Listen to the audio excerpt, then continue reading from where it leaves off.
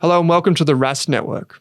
What you're about to hear and see is limited to general financial information only. Please be sure to speak to your financial planner or refer to our financial services guide available at rask.com.au/FSG before acting on the information. Welcome to the Australian Property Podcast. This is our Property Foundations mini-series with me, Pete Wargent, and buyer's agent, Amy Lunardi. In this mini-series, we're covering some of the basics of the property purchase process. The property myths, those things you shouldn't believe but probably do, the things we wish we'd known before we bought, and how to carry out a property inspection like a pro.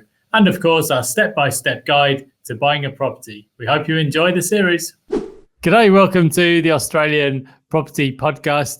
I'm Pete Wargent from Alan Wargent Property Buyers, and we've got a special returning guest today, Amy. I'm back. I haven't seen you for ages. So how's life been treating you? You've been on leave for a little while.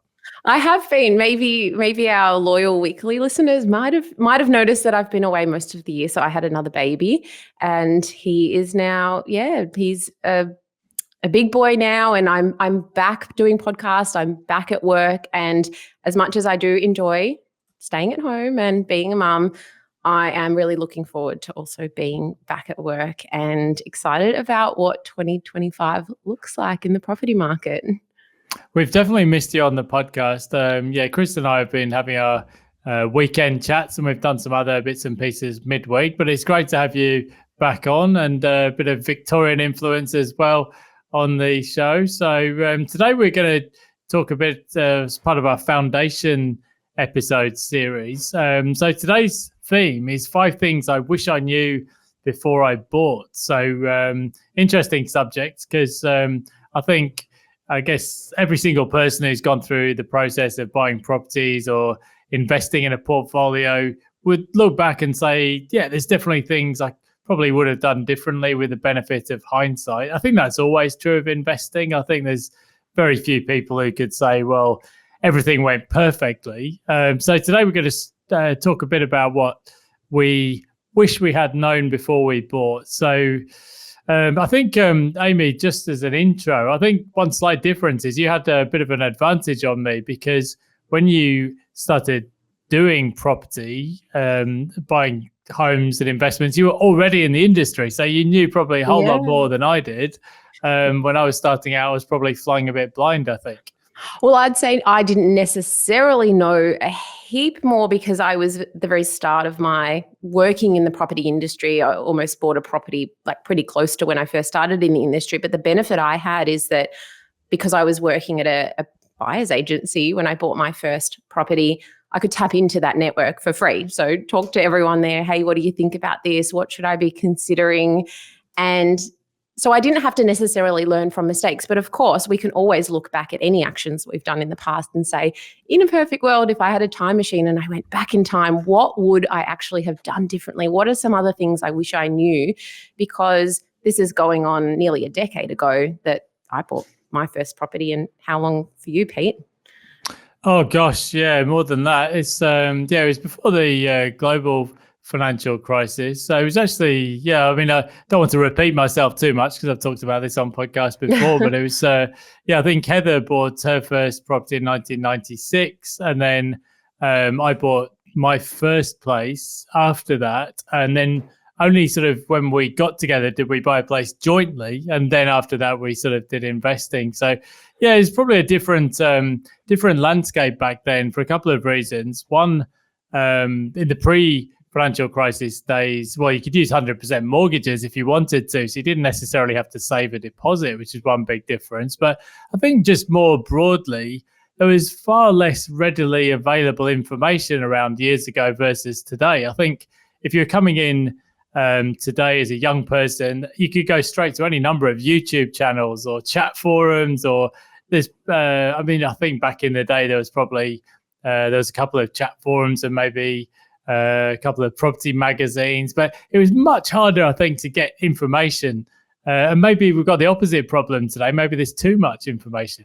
Oh, definitely. There's so much information that you have to wade through and know who to trust as well, especially in the property industry. But perhaps let's take turns here, Pete. So you go first. What's the first thing that you wish you knew before you bought?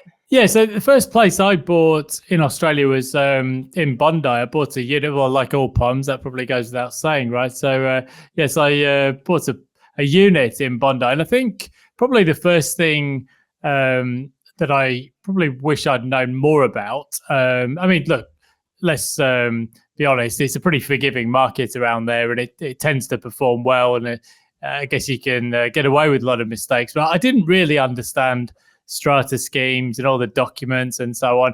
And I kind of relied on my solicitor to do all the reading for me. So we engaged a lawyer or solicitor.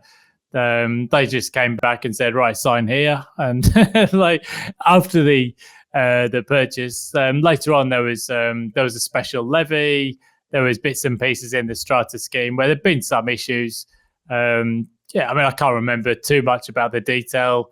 And it wasn't a deal breaking issue, but when I went back to the lawyer and said, "Well, hang on, you didn't flag any of these issues," they said, "Oh, well, you didn't ask." Yeah, I can't even remember. They didn't even really respond because I was sort of saying, "Well, what's the point in hiring or engaging somebody to sort of read these documents if you don't flag any issues?" And they didn't really have much of an answer. So I guess that would be the first thing, is to actually understand what you're signing up for if you're buying into a unit on a strata complex or in a strata scheme, and read the minutes and get somebody to do it for you if you don't want to. But you do need to sort of go through the minutes, understand the sinking fund, understand if there's major repairs or special levies coming down the pipe. So I think that would be the first thing. I'd probably do more due diligence. I was pretty sort of a casual youngster back then. I probably didn't take things all that seriously in a lot of parts of my life. And that's probably one thing I would do differently. Yeah, and there's a broad spectrum when it comes to strata schemes, body corporates, owners corporations, depending on which state you're in. You could be in a block with just a couple of properties, 2 or 3 units, and for all intents and purposes, that body corporate only exists to share insurance and to make sure the insurance gets paid, all the way through to these really massive blocks. There could be hundreds of properties. There could be multiple owners corporations within each block, and they're going to be really, really much more complicated. And it's a democracy, so you still get a small say when it comes to the works being done or the maintenance, et cetera, but you're one of maybe 100 voices. So it is vital to do your due diligence. Now, when you're buying into this type of situation, you need to flag it with your conveyancer or lawyer. My motto is to never rely on third parties just knowing what you want to know. So say, hey, what do I need to know about this? But always read through the contract yourself. And as part of our due diligence, we will sometimes request further years back if we feel like that's necessary. Sometimes you need to get that from the agent if the owner's corporation or body corporate isn't able to provide that to you directly because of privacy reasons. And always trying to give them a call or having a chat. I know in some states this isn't the norm. For example, in Sydney, but in Melbourne, we always try and call. They might say, we can't speak to you due to privacy reasons. I'll then get the agent to ask the vendor to give us permission to call. And sometimes we do end up uncovering information in these discussions, which wasn't necessarily in the minutes. It's quite scary to think that. But then other times we might get to the point where we just can't get any further information from the owner's corporation. So we just have to make an educated decision. But what you want to avoid is just something popping up down the track in the next year or a few years, which is a big cost to you or a big issue for you, which you could have known about or you should have known about if you'd just done a little bit of due diligence up front. That's really good advice, Amy. And I wish you'd been around to tell me that back in the day. But yes, I suppose in some ways you do learn from your mistakes as you go along. So in that sense, a valuable learning curve for me. And I didn't make those mistakes subsequently. The theme today is 5 things I wish I knew before I bought. So I'm going to throw in a couple more on my side because they're related to the first point, and then I'll throw to you. So yeah, the first or the second one on my side is kind of related to that first purchase of mine. And that's just on the cost of amenities in some of these unit blocks. So quite often you do find in some of the bigger blocks, you might have a gymnasium, maybe a swimming pool on the roof or on one of the levels. Sometimes you get a concierge, for example. And these are not bad things necessarily. And a lot of people do like to have those kind of amenities. But you do need to understand they do come at a cost. And an awful lot of people in a unit block will never use a gym, or maybe they do it for the first month and then they give up and lose interest. I have to admit, the gyms in those unit blocks are not particularly exciting, are they? Yeah, well, that's another thing, right? So sometimes there's a gym and you think, oh yeah, I'll definitely use the gym, but they're not really that well maintained, and then people end up either joining the local fitness first, or or even just having a home, some weights or something at home, and then the gym sort of falls into rack and ruin. So I think that was another thing. I think a high strata fee on some of those unit blocks, it's annoying for two reasons. Firstly, it's just a dead weight. Every quarter you're forking out maybe a couple of $1,000, and you're sometimes wondering, what am I actually getting for this? But it also can be a constraint on capital growth, because when you eventually come to sell properties, now I haven't sold in this instance, but I do think somebody looking to buy a unit block maybe 5, 10, 20 years down the track, if there's a high strata fee, that can be off-putting to a lot of buyers, particularly younger buyers. So I think that's there's a couple of reasons there to look out for high amenities costs. And the other point is question on that, Pete, I often get with clients and saying, what's a realistic body corporate cost that we're looking at? And I said, well, there's no exact number that we're comparing all different properties to. We've just got to compare apples with apples. So if you're looking at a couple of different properties and they're all similar, say they're in blocks of 50 or 100, whatever it is, and one of them has much higher fees than the other one, well, then you look into it further and you say, okay, well, why is this? Is this because they are saving up for some capital works in the future? Is it because they've got extra amenities? If so, if you're paying higher OC fees and all other things are equal and you're not going to use the amenities, then that's definitely a serious consideration or a negative against that property. But that's one way to start benchmarking too when you're first researching, what's the average OC fees that we're looking at for these types of properties, and just call the real estate agents who have sold them. Hey, can you remember roughly what the costs were with this one? Or can you flick me the old contract just so I can see, so that before you actually start going out shopping, you know that you can afford them. And then you can decide if the amenity costs are worthwhile to you as well.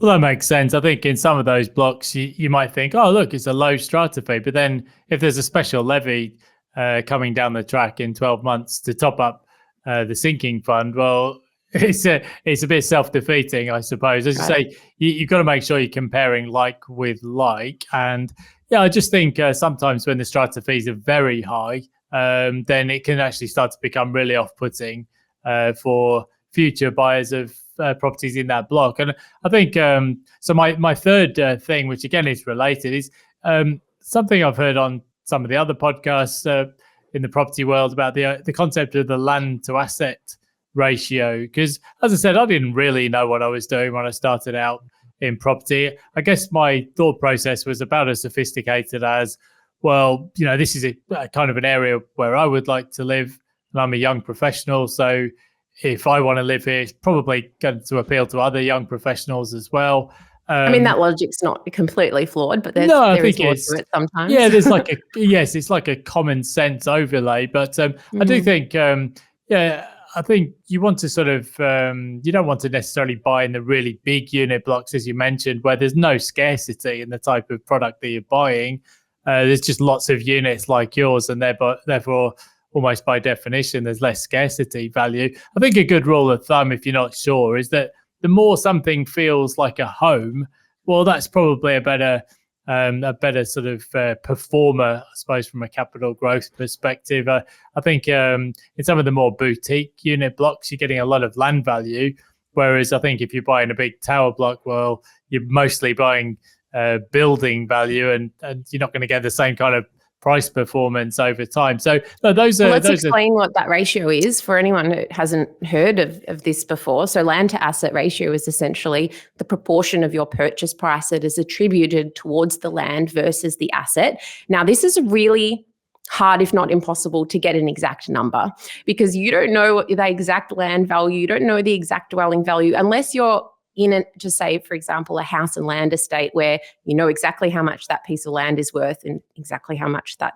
dwelling cost to build. But once that property gets a bit older and it's depreciated, then it becomes harder to figure out. And I've had plenty of clients say to me, especially investors, what's the exact land to asset ratio on this one? I say, look, think of it more as a concept and a spectrum. So a property in a really big block with lots and lots of properties on a small piece of land, well, that land to asset ratio is going to be very low, versus a house on a block which is basically dilapidated. There's no value in that land, or just a piece of land. That's going to be very, very high.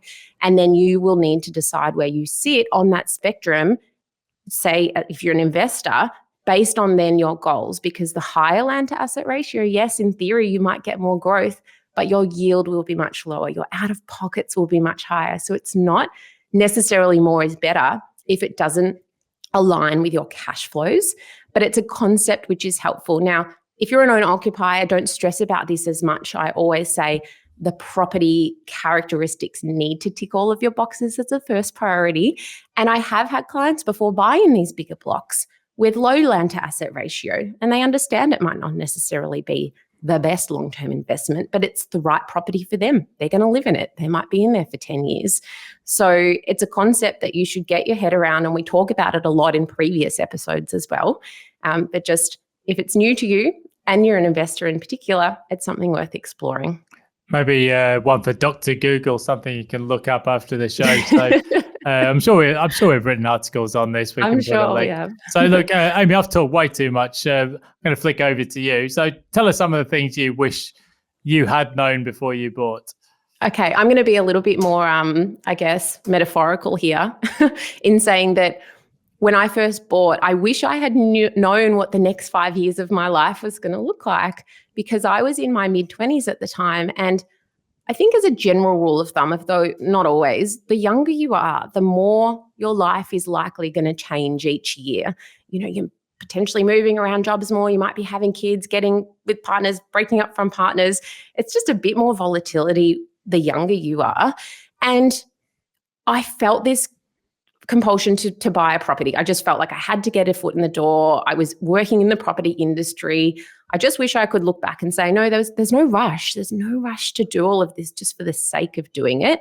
And if I had planned a little bit more, waited a little bit more, I would have been in a very different position. And my first property would have been a much stronger capital growth property, because within the few years after I bought, my income tripled or even more. I was on a very, very low income when I first bought my property. And I, got a new partner and we had the same goals. So it just would have looked very different. But the reality is we can't know what our future is going to be. We can only work off probabilities. We can only work off the information we have at hand. But the key thing here is to at least try and put a rough plan in place to say, okay, well, what if this happened? What if my life went this way? What if it went this way? How would that change my strategy? And then make decisions around that.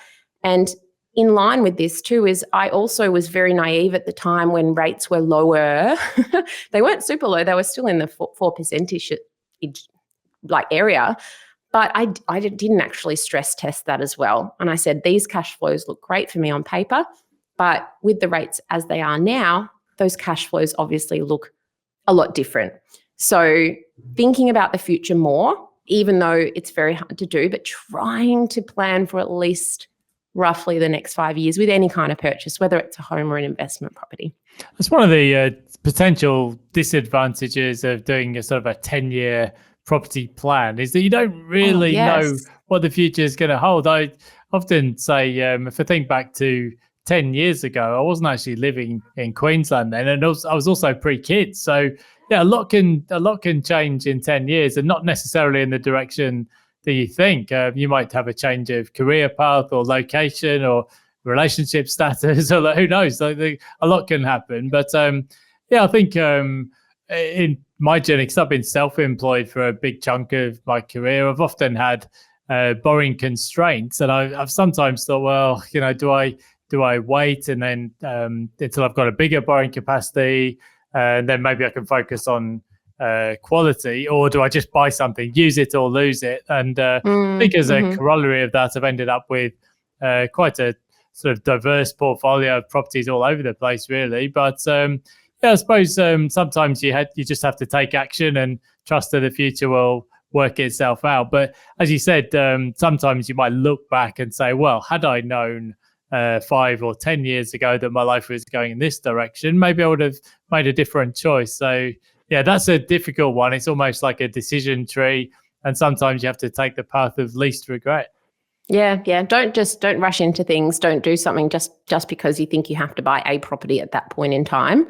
If you feel like there is a mid to high chance of things changing for you, like pretty soon, employment, family, location, travel, all of those kind of things. Hey, I'm going to jump back to me again. Sorry to, go for it, jump in, but only because you've touched on something there, which borrowing strategies. Because so just as a bit of context, I was a chartered accountant, so I spent too many years doing exams and financial services type of career. So you would think that if anybody should understand loan amortization and mortgage rates and things like that, well, that should be the kind of background of somebody who should know what they're doing. But again, as you touched on there, when you're younger, I mean, there's a lot of different things going on in your life. And I think looking back, I had very little understanding of borrowing strategies. I think when I took out my first mortgage, it was principal and interest because it was an owner-occupier property. But I don't think I even thought about interest only or offset accounts. And as you said as well, I do recall 2006 or 2007, the mortgage rates went really high. And I do remember, even though I was on a good salary at the time, that was painful. So, I think probably from my side, probably a bit more awareness of the history of interest rates. I know my parents always told me they could go really high, but I'm not sure. I'm not sure I even thought it was likely until it happened in 2007. I was paying nearly 10%, I think, and it was painful. It was, I think, in the 9s at one stage. And also, when you're on a principal and interest mortgage with one income, it was a huge chunk of my salary. So I think a bit more awareness of borrowing rates and borrowing strategies would have been a good one from my perspective. And here's where I firmly believe that a really great advisor, a really good mortgage broker comes into play to help you figure out the pros and cons of these different types of loans. You don't want a mortgage broker that says to you, okay, Pete, which kind of loan do you want for this property? You want a mortgage broker to say, okay, well, these are your options. These are the different interest rates for either. And when I bought my first properties, the interest only and principal interest rate were actually the same. But now interest only is going to cost you more. And you need to then sit down and say, okay, well, yes, the out of pockets for principal and interest are going to be more. However, I'm not planning on allocating that principal money towards anywhere else. I don't want to build a share portfolio. I don't want to do anything with that money. It's kind of like a forced savings in a way. Versus interest only, you might be paying a higher interest rate. But then you put that extra money towards other things in your life, or you just need that for your cash flows. Of course, we never want to buy a property if we can only afford interest only. That's a little bit scary. Maybe you shouldn't be spending that much. But a mortgage broker should sit down and say, these are the different pros and cons with this strategy.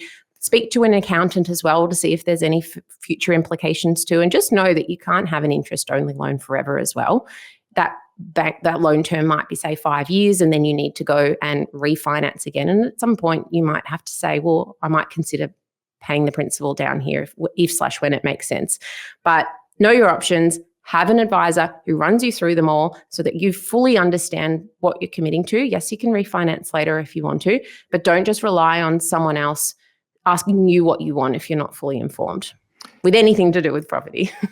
That's very true. And in fact, this almost parlays into your next pick on the use of offset accounts. And I can definitely agree with you there because, I obviously did my accountancy training in London, where people don't really use offset facilities in the same way. It's quite a uniquely Australian system you have down under, where people tend to make mortgage prepayments. They build up big balances in offset accounts. And I think it's one of the strengths actually of the Australian system, even though there's quite a lot of household debt. So many people use offset accounts and build up big mortgage prepayments or buffers. So tell us a bit about your experience there, Amy.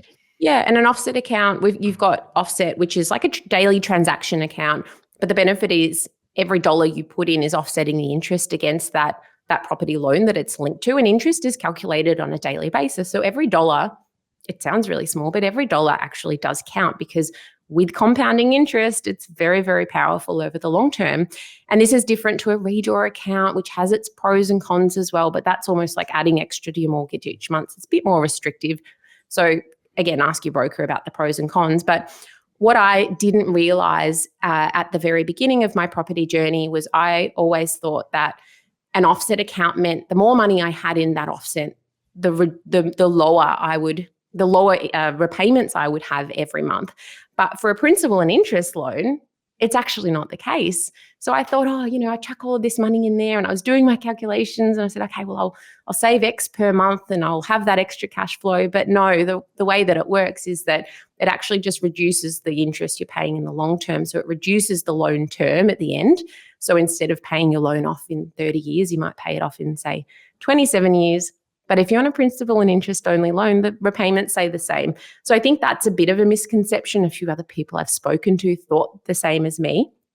But further to that too, I also wish I knew how truly powerful these offset accounts really are in the long term. Because just say, I'm just using an online bank calculator here. You've got a loan balance of $500,000 and let's say an interest rate of 6% if you're lucky.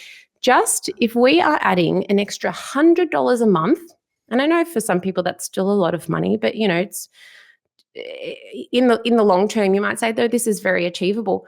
You're going to save nearly $58,000 in interest on that loan over 30 years, and you're going to shave 1 year and 7 months off that loan. It's huge. And if you put $100 a week in against this, you're saving. Do you want to have a guess, Pete?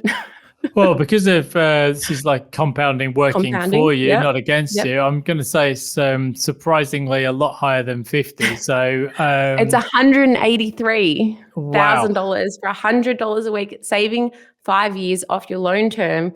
And if I had known this, I feel like I probably would have had a more concise savings plan at the time when I bought my first properties to put X amount per week into this offset account. In addition, maybe say I didn't need to go out for dinner this week, or I wouldn't have significantly compromised my lifestyle because of course I was in my 20s, but I think I genuinely would have made more effort to contribute more money there, knowing how much this truly was going to save me in the long term. So those are the two things I wish I knew about offset accounts when I first bought my first properties. I remember when I used to have an office job, you get all these stupid dumb emails being sent around. And I remember there was one that used to say something like, how many beers do you buy in a week, and how many drinks, and And then it would calculate, well, this is how much money you could have saved over, like the sort of things that people do when they're bored on a Friday. But yeah, it's the same principle, isn't it? I think if you can put away a regular amount of money, but particularly in something where you get the compounding effect, it's over the course of the life of a mortgage, the savings could be enormous. So let's flick on to another point. So this is one that sort of crosses it across both of our selections. The concept of investing in different locations or different states or places away from your own backyard. So I think, I'm somebody who's kind of, I've lived here, there, and everywhere, really. I've lived in Asia, Europe, and Australia. So as a consequence, I've got properties spread not just in Australia, but also in New South Wales, Victoria, and Queensland. And it would shock you to discover, Amy, I'm not really a detail-focused type of person. So I think one thing that I didn't really have a very good understanding of is tenant rights in different states, because the rules are always changing, and I'm not the sort of person who's going to be across all of those changes month to month and year to year. So, and I think that can have an impact if, for example, you're looking to sell a property. You need to know what the tenant rights are. You need to sort of have an understanding of that. So that would be one thing. I think there's definitely pros to diversifying into different jurisdictions, but there's also cons as well, because you're dealing with different rules and just different regulations and legislation depending on where you own. So I think there's a pro and a con. I think investing locally has a massive advantage in that you really know the areas and you understand how it all works. Yeah, and especially in Victoria, we've got these minimum standards for tenants. So if you're buying into an investment property in Victoria, especially if it's an older property, you need to lean on that property manager to say, has a minimum standards check been done? If not, can you walk through, tell me what I would need to do? Because all of a sudden you might be having to spend an extra 2, 5, 10, 20 grand on getting that property up just to meet the minimum standards here. So super important to understand if you're doing interstate investing. And yes, that is my third point, is one of my things I wish I knew before I bought, because the first 2 properties that I bought were investment properties. I just wish I had looked a bit more outside of my backyard. I bought properties in suburbs that I was familiar with. And yes, they were still suburbs that were long-term growth suburbs. So there's still ones that I would have considered regardless. But I also wish I had bought in, for example, Geelong. We bought a lot of properties, investment properties for clients in Geelong that did so well. We started buying there back in 2016, and they, for similar prices, they outperformed the properties that I had bought in Melbourne at the time. And I hadn't considered it because I hadn't been exposed to that market at that point in time. So I know a lot of investors say, I want to invest in, my local area because I know it really well. I want to be able to drive past the property, but explore all of your different options. And that might be interstate. It might be a different suburb to the city that you live in. It might be a different type of property for a bit of diversification. But again, with any kind of investment decision, you start off with saying, okay, based on my budget and yield parameters and all these extra things, what are all of my options? And then narrow it down from there. Don't start small and the macro level and then have to broaden it out later, or just not have your eyes open to other options as well. Fair call. Yeah, I've got a place in Geelong that I've had for about 10 years and it has done well. But I do wonder, though, with mean reversion, I dare say Melbourne is due for a good run over the next decade. So I think over the long term, it will all come out in the wash. I think one of the related points is if you're going to own properties that aren't necessarily nearby, then you need a really good property manager who's going to be across everything for you. And I know that was keeping an eye on what property managers are up to is one of the points that you've put down as well. Yeah, so this is my fourth thing I wish I knew before I bought. I used to be a lot more trusting, and I'm not now. That sounds terrible, but it's part of my job because I just have to always remember it's on me to do my own research and just to not rely on third parties, because at the time you interview a property manager, they could be fantastic, all on top of things, but then maybe something happens to them or they leave and someone else comes on board. So the first few years I had my investment properties, the property managers, I just assumed they were doing their job. I assumed they were doing the right thing. But then it turned out that things were missed, payments were missed, the tenant had made requests, they weren't passed along to me.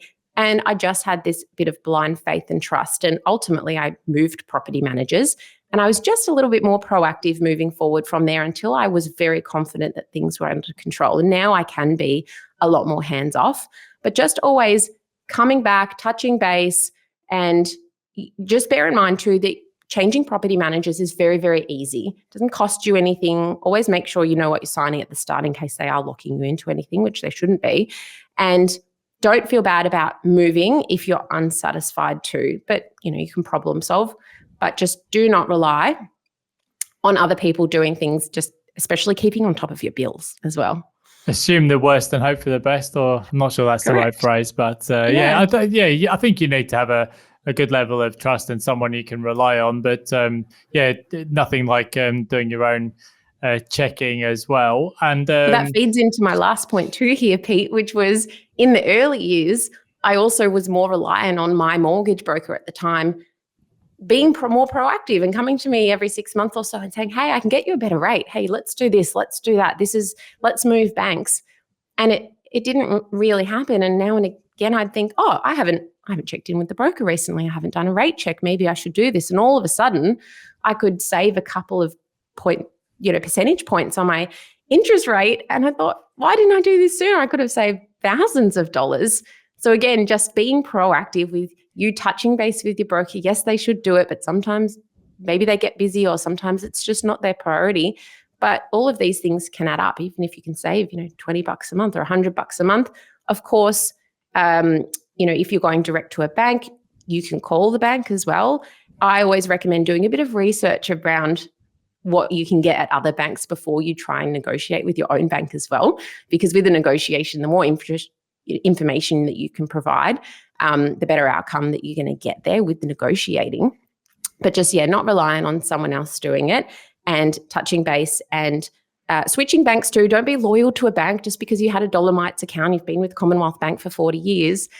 And for us, it's a bit annoying because we've got different mortgages at a bunch of different banks versus having it all in one spot. It's a little bit annoying. But if it saves us money, then of course it's something that we're going to do. I'm just going through a refinancing at the moment. And I think, yes, when we've been through a rate hiking cycle, you might just find like a boiling frog that you're actually paying higher mortgage rate than you need to as banks try to claw back some of their profits that they might have missed out on when interest rates were lower. So definitely do a check. And as Amy said, just call your bank. I think you'd be amazed sometimes if you can get a better quote elsewhere. Banks don't want to lose business. And you often find, even by threatening to leave, then suddenly magically they could do a better mortgage rate for you. So I know Scott Phillips at the Motley Fool always makes this point, and it's very true.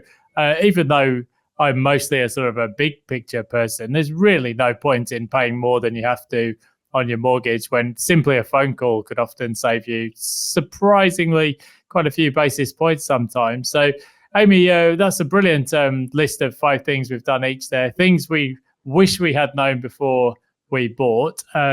So we're going through in this foundation episode series a number of things. In the next episode, we're going to talk about property myths, the things you shouldn't believe but probably do about the property market. So we'll wrap it up for today. Thanks, Amy. They're brilliant insights as always. Thanks, Pete. See you next time. Cheers. Thanks for watching this video on the Rask Network. While you're here, don't forget to like and subscribe so you can get videos each and every day on business, finance, investing, and so much more.